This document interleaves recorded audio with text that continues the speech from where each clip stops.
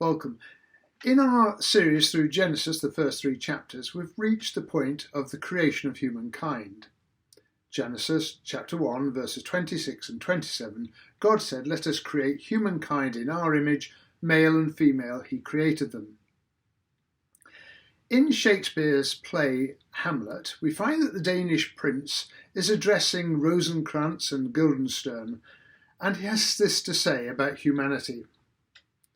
"What a piece of work is man, how noble in reason, how infinite in faculty, in form and moving how express and admirable, in action how like an angel, in apprehension how like a god, the beauty of the world, the paragon of animals." And then the Danish prince reflects, turns sour, and his appreciation of humanity has changed. He adds these words, "And yet to me, what is this quintessence of dust? Man delights me not, no, nor woman either, though by your smiling you seem to say so." So he starts by saying that mankind is the paragon of all animals. It's as if he almost deifies man in his eulogy. And then he sees him as but quintessence of dust. Now, later in this series, I will address this issue of dignity and dust, man's great lofty status, and yet his humble origin. So much for man in Hamlet's estimate. But in the biblical text, we find that mankind, humankind, is created in God's image, imago Dei. God said, "Let us make humankind in our image. Male and female, he created them." In God's image. What does this mean? Well, it certainly has an emphasis on male and female, both made in the image of God. There's no inequality at the point of creation. But quite clearly, this does not refer to physical attributes. It's not as if God has arms, legs, etc., and we are made in his physical image with all the same attributes.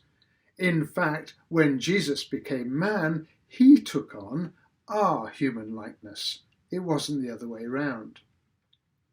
So our creation is the product of consultation. God said, "Let us make." There's a discussion, a conversation going on there.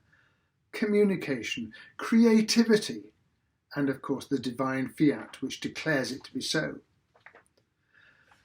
So we are created in God's image. What does it mean to be a human being? Well, we're certainly animals, but we're not vegetables or minerals only. So we're animate, sentient beings, we're animals. There's continuity there between us and the rest of the animal kingdom. But we mustn't think that we're just animals, but a bit more so, a bit better. It's not as if we just have a change of degree, like we have greater cognitive ability, or greater dexterity, or more advanced language skills. Indeed, we do have all those things, but it's not a matter of degree, but a matter of kind, of difference. We are made in the image of God, and that is not said of any other animal. Many human qualities can also be found in the rest of the animal kingdom, for instance, loyalty and self-sacrifice, creativity, communication. But what is it that marks us off? There is continuity, but wherein is the discontinuity? Well, there's a few points I'd like to make here. First of all, God has breathed his spirit into humankind. We find this in chapter 2 and verse 7. And man became a human being. That will be included in a later talk. Secondly, it is to humankind that God has given the responsibility to care for and manage the world, his creation, to act as stewards in cooperation with him. And that is not something given to the rest of the animal kingdom.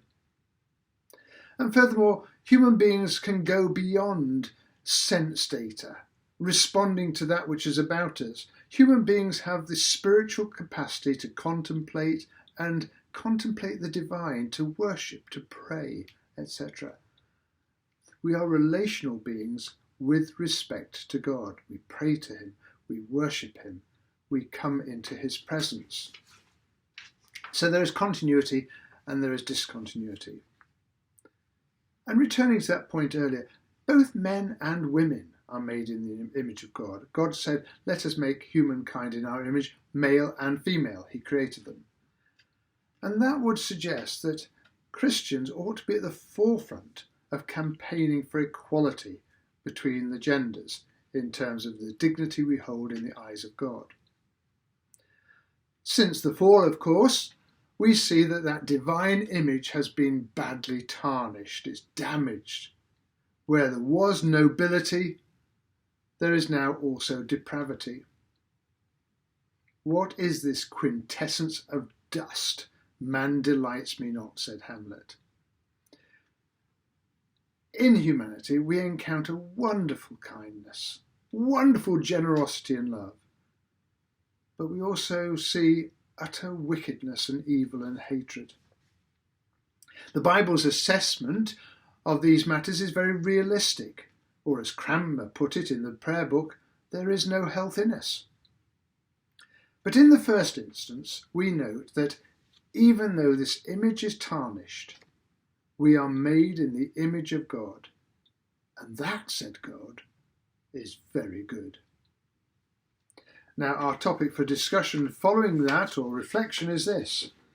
How can we rejoice in the wonderful acts of love and kindness and generosity, whilst also recognising the tarnished image brought about by human sin and depravity? Thank you for watching.